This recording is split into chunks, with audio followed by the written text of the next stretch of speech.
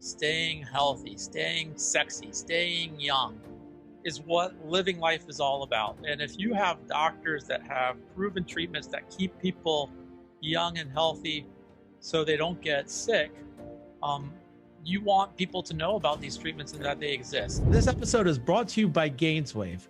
Gainswave is a treatment done at your doctor's office to optimize erection quality without the need of Viagra, Cialis. It's non-surgical, there's no needles, and it has an amazing success rate. To find a Gainswave provider, go to gainswave.com. That's GAINSWAVE.com. Hello, this is Mark L. White for Health Hacks, and today we have Dr. Michael Pariser, author of the good book, No More Mr. Nice Guy, The Hero's Journey. You help, I assume, men be assertive, get to their goals. But tell me more, tell me a little bit more about yourself, doctor, and thank you for coming on the show. Oh, well, thank you for having me. I'm a psychotherapist, psychologist in private practice in Los Angeles, and I've been doing this for about 20 years. And about 8 years ago, I read a book called No More Mr. Nice Guy by Dr. Robert Glover, and it kind of changed the way I thought about myself. Up to that point, I thought I had lots and lots of little problems. And what he did is identify a common psychological thread that tied all my problems together into one fundamental understanding, which is the same for all of what we call nice guys or Mr. Nice Guys. And that is, if I am never selfish, if I'm never bad, if I'm a good boy all the time and I put other people's needs first, then I am guaranteed to get the love I'm looking for, get what I want without asking for it, and live a problem-free existence. And that's a myth, it sounds like. Well, of course it is. It is 100% myth. Although, being nice is nice. The problem is not niceness. The problem is inflexibility. It's the old line about if all you have is a hammer, everything looks like a nail. So nice guys have only one way to do things. They self-sacrifice, take care of others, hide the bad, be dishonest, try to present a picture of perfection and selflessness, which doesn't work. When I was reading about it, it resonates with me a lot because I always consider myself a nice person, but I know I have in the past struggled with setting proper boundaries and being assertive without coming across as passive aggressive. So it's a very interesting topic, but what advice would you give a person, and you could tell me more about yourself or people that you've worked with, but what advice would you give somebody on how to do that without feeling that angst, that anxiety? Oh, all right. Well, that's a good question, but I want to get to that question. But let's take a step back. Rather than me telling you about me, let's talk about you, because you sound like someone who is the kind of person I work with. You have trouble setting boundaries without feeling bad. You want to be nice. You want to be liked. You struggle with being passive aggressive. So if it's okay with you, we can kind of work together and maybe do a demonstration of how this might go. I love it, and I'm open to everything, so let's do it. All right. Okay. So let's identify the issues that you have when you are trying to get something from somebody or raise an issue with somebody. I think part of it is when I'm trying to raise an issue with somebody, I always think about how they perceive things. And you don't want to hurt so much the feeling. So if somebody's doing something that bothers you, sometimes I find that it's hard to directly address it, because if I directly address it, I come across as a jerk. In whose eyes? That's a good question. I think that's an assumption I make, and it's something that, it's something, I think that's a limiting belief. Yes. It limits your ability to act assertively and effectively in that situation. You're not going to get what you want if you don't ask for it. Correct. So, but yeah, go ahead. how do you ask in a way, but like a lot of times I believe I do that to avoid conflict. Yeah. So there is a way to ask, and interestingly, unlike so much in life where you want a simple formula and there isn't one, with assertiveness, there actually is a simple formula. And I'm going to break it down in a couple of minutes. But I want to start with some of the things that you're saying, because they are the kinds of things that prevent people from either acting assertively or even daring to think about acting assertively. One is I'm going to hurt somebody's feelings. And that's a tricky one, because without trying to sound like callous or indifferent to the feelings of other people, sometimes you can't avoid it. But that doesn't mean that either hurt feelings or negative feelings are either A, bad, or B, a reason not to do something. Your feelings are hurt anyway, which is why you are thinking about saying something. So it's up to the two of you to kind of struggle through the difficult feelings together. And hopefully, by the end, you'll be closer for having gone through the difficult feelings. So let me ask you this. And when a guy is dealing with a strong woman in a relationship, I have a very strong, assertive wife. And I just had lunch with her, and I told her I was doing this podcast and what the topics were. And she's like, I hope you don't change. And it's like, don't worry about me. But don't worry. Adrian's over here laughing, but she's got a strong personality. But I know a lot of guys who struggle dealing with relationships where their partner is very strong-willed. They love their partner and they want to avoid conflict. Okay. Well, walk me through that. Sure.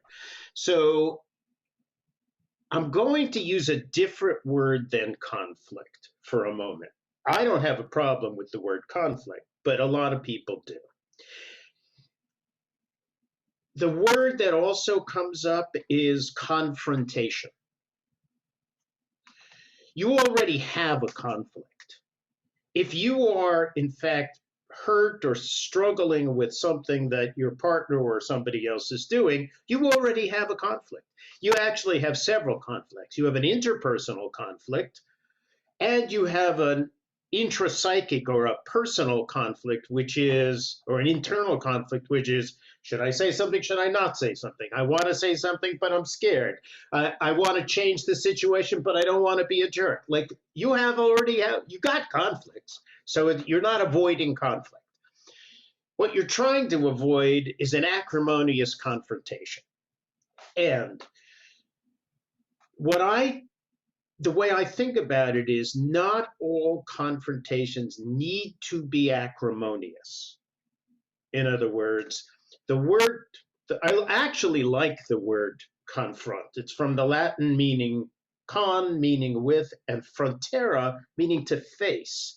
So rather than facing off against each other, I like the idea of two people working together with each other to face a problem or to face a interpersonal conflict that they have.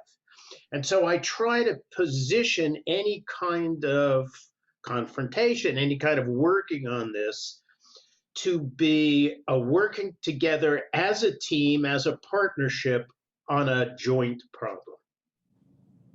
Okay, but do you think, like, I try to choose my battles wisely? Like, some Uh-huh. things aren't, like, if I'm in, and it could be with my spouse, it could be with a business associate. If it's something that, like, isn't that important in the grand scheme of things, isn't it better off just to let it go? I would say it, it, the answer is probably yes, but you're gonna, when you say choose your battles, you're going to take each case on its own merits. Each situation, you're going to have to decide, is it worth it? Um, what I've found is that over time, as you kind of clear out stuff, and as if you kind of work in an assertive way,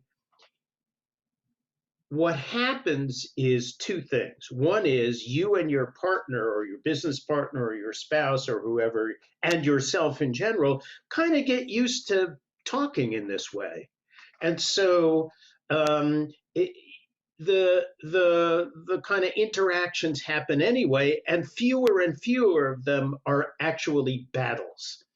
They're, oh yeah, okay, didn't you tell me you were going to do that? Yes, I told you I was going to do it. Well, you didn't do it, so what's going on? Well, I'm sorry, I'll do it. And that can go either way, right?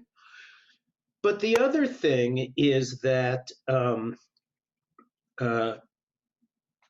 eventually you just start to, the two of you get used to doing this, and you get to be used to just simply opening up. So there are fewer battles, but there's more honest and open communication. So you were telling me about there's an easy solution, and we're talking about assertiveness. We're talking about setting Mm-hmm. boundaries. Uh-huh. What is, like, the easy solution? And when we start doing it, I'm sure it's uncomfortable at first, and then it becomes a habit. Yes, indeed. Um, so there's a kind of a formal formula, and you find it in all the literature on assertiveness. Although, frankly, there isn't that much literature these days. Assertiveness training courses and assertiveness was a big thing in the 1970s, and it's disappeared. It was a fad, we all, maybe part as an outgrowth of the feminist movement. It was a thing. We take assertiveness training courses and learn to be open and honest. It's Now you're disappeared. now you're seeing, like, the counter thing. You're seeing a whole bunch of stuff about masculinity and being assertive as a man and not feeling bad about that. Uh-huh. Well, I would say that you assertiveness is good for men and women.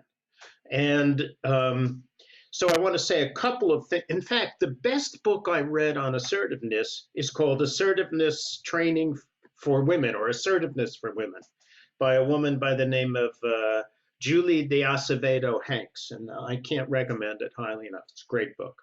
So, okay. So let's start with what is assertiveness, and then we'll go to how do you do it. And then if there's time, we can talk about some of the obstacles that you'll encounter when you try to do it. Assertiveness is, on the one, it's a whole way of kind of interacting that's different from aggressiveness, passivity, and passive aggressiveness. So in aggressiveness, I say what I want and what we're going to do, and I don't care about what you want. In passivity, well, Whatever you want. whatever you want is right. Okay. Passive aggressiveness is I go along with you, and then I find a way to screw you when you aren't looking. Okay. Mm-hmm. So I agree to go to, to dinner with you, and then I show up late. Something happens, or, I don't like the smell of your restaurant. Like whatever it is, I'll figure out a way to. I'll screw you on the backside, but I was too afraid to mention it on the front side. That's right. And that's going to get into another thing: is how do we deal with passive aggressive people? Because that's a challenge. It is, but can we put that one on the back burner? Okay. So what is assertiveness? Assertiveness is an interactional style or approach that depends on both people being open and honest, or let's say if it's coming from one person, being open and honest about how you feel and what you want, and at the same time honoring the feelings and desires of both people. So I'm going to say, hey, this is how I feel, this is what I want. How do you feel and what do you want? And the two of us are going to, it's much more egalitarian. Okay? Okay. All right. So an example of that, and I'm trying to think of something without getting too crazy, but because I can think of a lot of things, but I don't want my people to listen to this saying, Mark, I didn't know you were that or this or so. I hope I'm not like embarrassing you in front of your audience. Well, Adrian's laughing, but is that a good sign or a bad sign? It's always good when Adrian laughs because I know if he's laughing, our viewers will laugh too. All right. But all right. Before you go to an example, I want to say a couple of things and we'll get into the formula. And when we get into the formula, we could use an example and we can then apply the formula to the example. Okay? Perfect. Okay. So there are two preconditions for being assertive. Precondition 1, you need to know how you feel. And precondition 2, you need to know what you want, which is to say you need to know how you want the situation to change. There's a third precondition. Let's call it a third precondition, which is you need to know what you're going to do if you don't get what you want. Those are the three preconditions. How do I feel? What do I want? What will I do if I don't get it? Perfect. I'm taking notes here because I like this stuff. Yeah. So, and you need to know those before you open your mouth, because if you don't, you're going to get yourself in trouble in any kind of conversation. It will devolve into a muddle and you're going to I don't know what's going on. And you're going to wind up like. So you have to have the emotional intelligence and the awareness to know all these things before you even open your mouth, or else you're in trouble. I would say yes. You don't have to know it with the kind of exactitude that that Shakespeare would come up with, or Mr. Emotional Intelligence someplace. But you need to know it at least roughly, like, hey, I feel bad. Well, you want to be a little more specific. I feel hurt and angry, or I feel scared, or whatever it is. When you did that, it made me feel hurt and angry. Okay, what do I want? I want this to change. And that can be something like, I just want you to stop doing it, or I want you to do something different, or I want the situation to change, or I want I want this solution. Here's what I specifically want. So it can be any form of that. And then finally, with what's going to happen if not, I have to be prepared to, what will I do? What am I willing to do? Am I willing to, and I'm not, this is a funny thing I say to like my patients. I'm not judgmental about your life. Or if I am, I'm not heavily judgmental. You can decide, hey, if I don't get what I want, I'm going to shrug and go on. Like I'm going to go to my boss and ask for a raise, but if I don't get the raise, I'm not quitting the company. I might kind of contact the headhunter and see if I can find something, but I'm not leaving my job, right? Okay. I'm not divorcing my wife. You know, if you don't cook the chicken better, I'm divorcing you, right? I'm out of here. Right. You know, teenage daughter, if you don't do your homework, I'm putting you up for adoption. No, that's not going to happen. All right. So you have to have a reasonable idea of what you're going to actually be willing to do.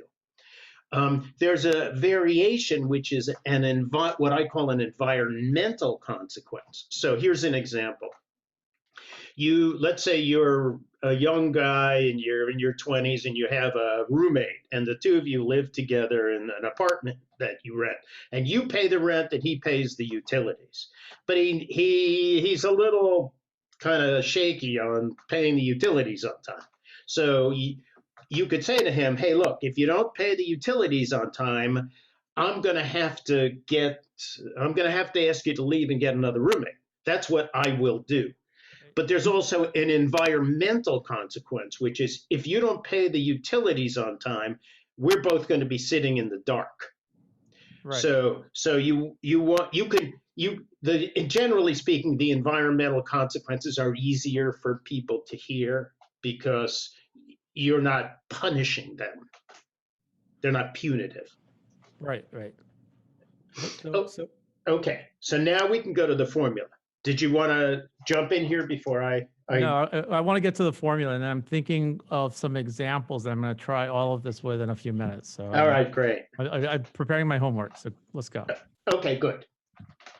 So the formula, it used to be in 3 or 4 parts. I like it in 6 parts, 6 steps. Here they are. Step 1, empathy. This is not traditionally a step in the assertiveness process, but I find it critical.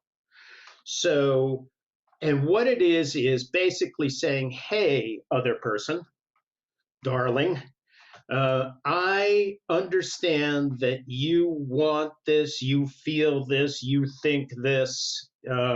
This is the way that things work for you. Step 2, feeling. So first is empathy, that's the other person's feelings. Then comes your feelings. But when you do X, step 2 is the event. When you do X, when you yell at me in front of my coworkers, when you, right, when Adrian, when you laugh at me in front of my audience. Step 3, feeling. I feel hurt, angry, ashamed, sad, whatever it happens to be. Generally, it's going to be something negative, but and so I would like you to do. I think I'm only coming up with 4 steps, but I don't know why. I mean 5 steps. So I would like. Okay. The 4th step is because I think. Adrian, when you laugh at me in front of my podcast audience, it makes me hurt and angry because I think you don't respect me, or I think my audience is all going to tune out, and never come back again, and I'm going to lose my entire, internet presence. All millions of them. That's everything I've ever worked for. Okay. Step 5. So here's the change I would like to happen. Here's what I would like you to do. I would like you to stop laughing, or I would like you to laugh softly, or I would like you to wear a bag over your head. Whatever it is, I want you to do something different. It could be not what you're doing. It's got to be not what you're doing, or here's a specific. And finally, consequences. And if you don't, here's what I'll put the bag over your head, or I'll fire, or I'll do, right, whatever it happens to be, that's the consequence. So that's the formula. A, I think I get it that you feel this, that, or the other thing, you want this, you think this works for you. But when you do X, I feel hurt, angry, sad, because I think it's a terrible thing. So I want you to change. And if you don't, here's what's going to happen. The environment or I will do the following. Now, and you have to follow through the consequence. okay, the consequence is the trickiest part. There's the two hardest parts are A, getting started, and B, the consequences. The consequences, by the way, you don't have to say right off. Some people, sometimes they'll just get it, hey, I really need you to pay the electric bill on time. Oh, yeah, I know it. Well, all right. But if it keeps happening, then you need consequences. Because the one thing that I say to people I work with is assertiveness and boundaries are not defined by words. They are only defined by consequences. If you don't have consequences, you don't have assertiveness. You just have begging and pleading. I think I got your 6-step formula, and I'm going to try it. So last weekend, you have my. I think you said you got my book, right? You've been looking at it. There's a whole chapter on it. I haven't read your book yet. I want to read your book, and I plan to read your book because it's fascinating to me. But I'm going to try these 6 steps. So okay. So my son was coming home from Tallahassee, from Florida State, last weekend to go visit family. He's up in college. And I told him he has to get a COVID test before he comes home. Okay. And he's like, I'm not getting one. I don't have time. And I said, you have to get one. He says, I'm 18. I can do what I want. Yes. Okay. So net result is he came home without a COVID test. And what does that prove? It proves that you didn't set a boundary and you because you didn't have consequences. Correct. So I'm thinking through how I would have done it again. So all right, go ahead. Use the formula. Okay. So I'm your son, and I've just said to you, I'm 18, I can do what I want. I don't want to get a COVID test. I don't have time. Go. Okay, so Ethan, step 1. I understand that you feel it's not important to get it and that you don't have the time, and I get that. I understand it. Good. Step 2. However, by not going and getting a COVID test and then coming home and being exposed to your grandparents makes me feel scared and anxious because they may get sick, and I will be very upset if they get sick because you didn't get this done. Right. So that's actually steps 3 and 4. I feel scared. That's step 3. Step 4, because I think you could be endangering the life of my parents. So here's what I would like you to do. I would like you to go ahead and get the COVID test. And if you don't get it, you're sleeping at a hotel. Perfect. There it is. And he's going to say, great, I'm going to take my girlfriend to the hotel. Fine. He's 18. He can do what he wants. But you're paying for it. Yeah, that's right. Yeah, I think we got it. I love it. So. And then if he shows up at the door, this is going to be hard for you. But if he shows up at the door, you must turn him away. That's the hardest part. Yeah.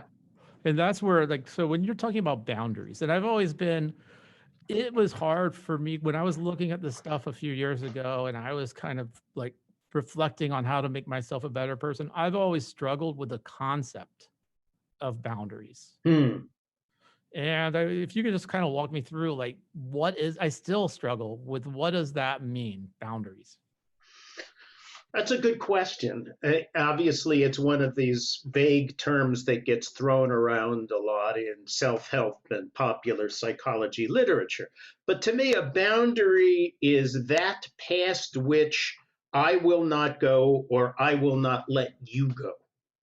So the boundary is normally emotional. If you keep screaming at me in front of my coworkers, I will have to quit. because this is a boundary for me. I will not suffer any further humiliation. It could be literal. If your son shows up having not gotten the COVID test, the boundary is your front door. You cannot come into this house unless you have had a COVID test. Or you cannot go visit whatever it is, you cannot do it unless you have a COVID test.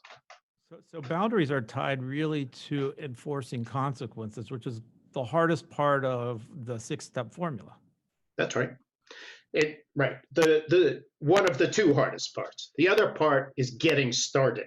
Sometimes you don't have trouble because your son calls you up and says, I'm coming home. But sometimes somebody does something. Your boss yells at you in public, or your wife, loses it on you because you didn't take out the garbage, or whatever it is. So, and there's like increased tension, and sometimes it can be very hard to get started because you are afraid of a confrontation, or you're afraid of hurting somebody's feelings, or you're afraid that it'll all wind up destroying the relationship. So those are the two hardest ones. Now, you said that you've been doing this for 20 years, but it was really 12 years ago with reading No More Mr. Nice Guy that really started you on this journey. 8 years ago. I'm sorry, 8 years ago. 2012. So what was going on before that? And then was it like an aha moment, or does it take for a person who's struggling with this, or a person who's trying to better themselves, how hard is it to make that switch? And what are you willing to sacrifice to make that switch? I like that last question a lot, because there's always, whatever we do in life, there's always a price for it that you have to pay. So it was an aha moment when I read Dr. Glover's book, because it's not that I didn't know that I had problems, and it wasn't even that I wasn't getting help for my problems, but the aha moment was that all of the little problems were one big problem, or were related. It's kind of like I was in a swarm of bees being stung from all directions, and then the aha moment is, there's a hive and a queen bee who looks like my mother. It's always the mom or the dad. You can't do it. It's always something that happened at the age of 1 or 2 years old. Yeah, Freud said that, and he was right. Anyway, once I got that aha moment, then I started working on my problems from that perspective, and I started tying things to the central issue. And I started then also working with other guys with similar issues. And by working on myself and by helping other guys, it really kind of turned around for me.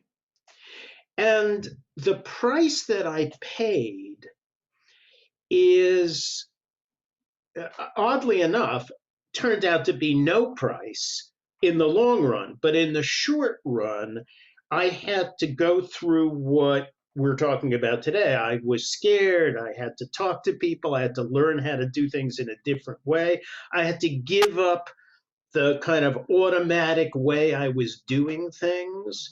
I had to, so the price that I paid is something like safety.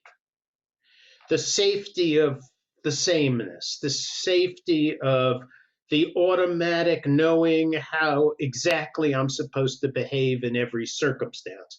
And now it was about taking risks, me particularly about being honest, like radically honest, and saying, this is how I feel. This is what I want from you. You're talking about in general, or with your spouse or partner? Like in general. Did it cost you anything in the short term? No, actually it didn't.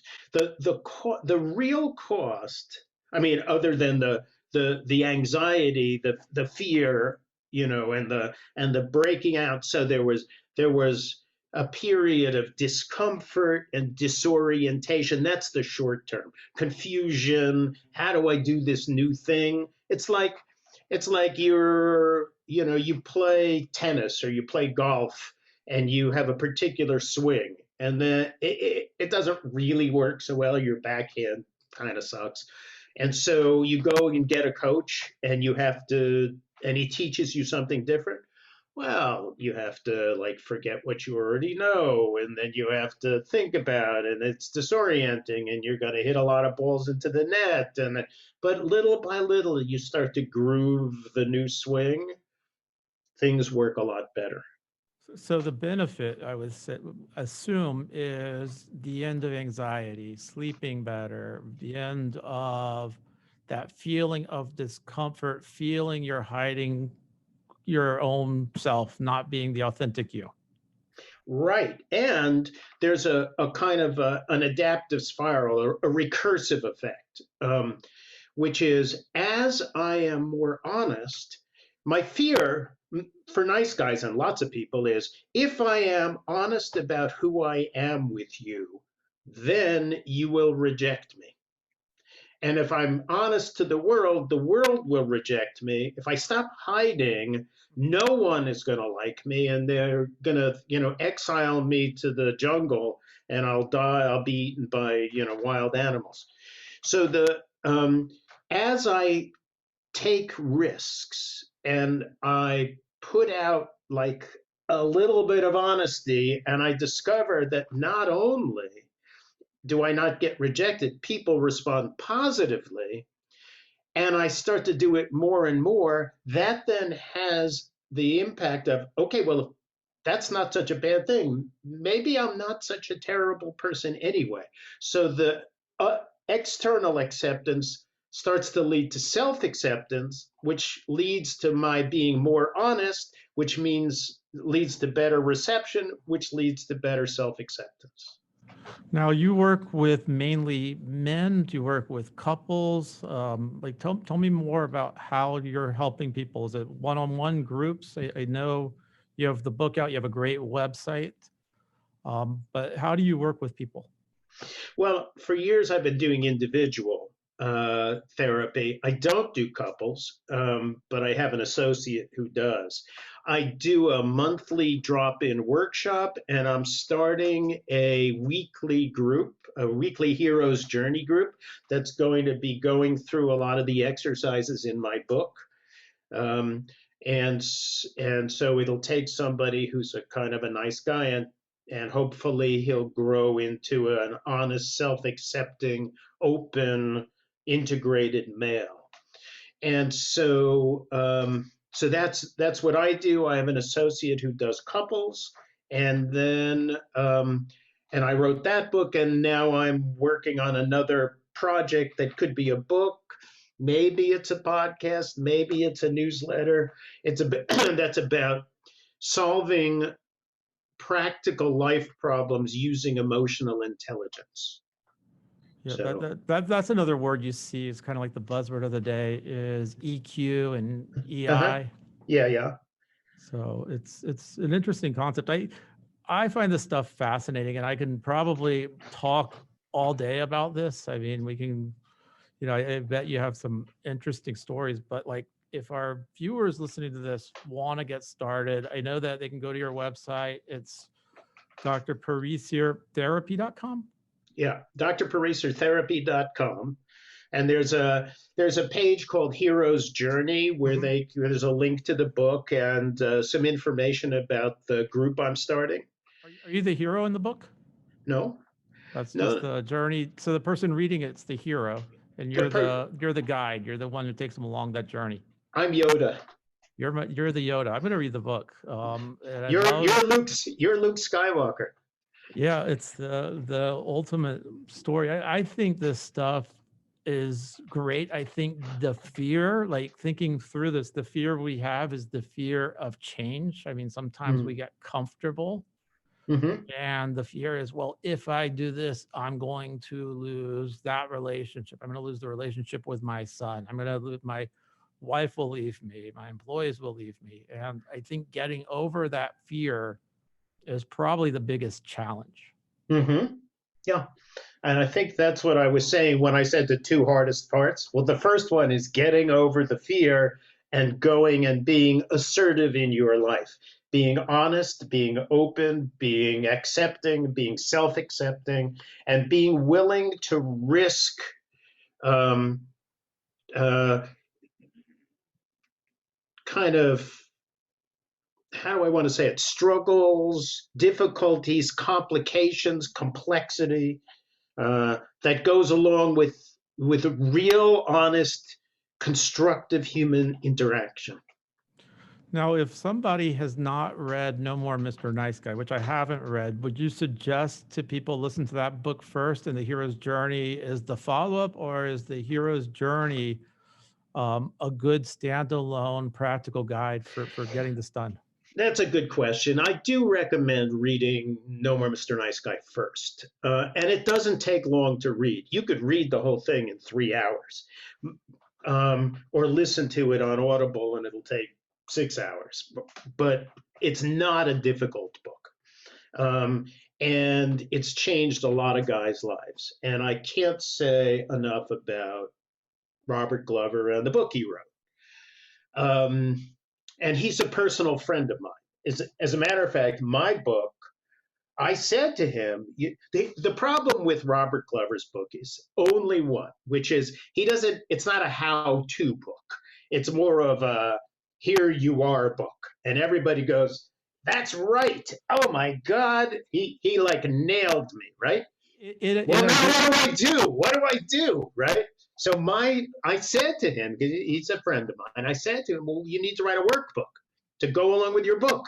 And he said, I don't want to, because he's not a nice guy anymore, right? So I said, I'll tell you what, I'll write it with you. And he said, I don't want to. You write it. So I wrote it. And he wrote the nice foreword for it. Yes, he did. That was nice. And my book is it's about working. It's the work. It's the journey itself, the journey of change. And the tactics. It combines his ideas, Joseph Campbell's idea of the hero's journey, and my work and my thoughts and my experience working and changing. Well, Doctor, I really appreciate your time, and I'm going to read the book, and I would love to have a follow-up and just pick your brain on this. I think this is amazing, and I think more guys need to know about it, because I think you're right. Like with feminism going on and this whole thing about there are no longer two genders and everybody's kind of the same, I think that's getting mushed up. And you hear things about we don't pay attention to how guys feel anymore. Like I've seen that. I've seen it even with I have sons and daughters, and it's like men are now expected to act a certain way that I think makes them scared to even open their mouths. Mm-hmm. I don't know if you've seen that now, but I think it's just the way society is. Mm-hmm. Yeah, I have seen that. And yet at the same time, when I'm assertive and I'm honest, I get nothing but positive responses from men and women, people of all genders, because I'm simply being honest. And that doesn't mean, oh, I get to say, stupid, hateful, prejudiced things. Right. I'm honest about my feelings, more about me in the situation. Those other things are mostly kind of opinions disguised as feelings. That's a whole other conversation. I once wrote a brief piece called, 9 different meanings of the verb to feel. And only a few of them are real. 1 or 2 or 3 of them are emotional. All the others are different things. And so people use feel, they don't mean it. They're not talking about their feelings. I get it. Thank you, Doctor. I really appreciate it. This was great stuff. My pleasure. Mark, a pleasure. Thank you for having me on the show.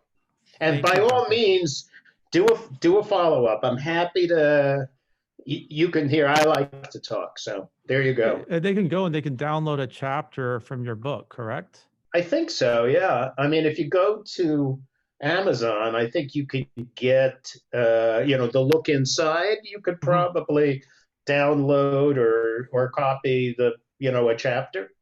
And if somebody wants to do your group, that's starting shortly to do the group, the drop-in workshop? No, the drop-in workshop I've been doing for the last 8 years, and it's on Meetup. It's through Meetup, and the group is called The Remasculators. There's a hyphen. If you don't use the hyphen, you can't find it. RE-masculators. Sounds like masturbators. Right. Or well, it's the alternative to emasculation is remasculation. Okay, great. So they can find everything on your website. And everything's going to be in the notes, so it's going to be easy for our viewers sure. to see this. Right. But for the weekly Hero's Journey group, which is the big one, the really intense one, that information's on my website. Okay, great. I appreciate it. Thank you so much. Mark, a pleasure.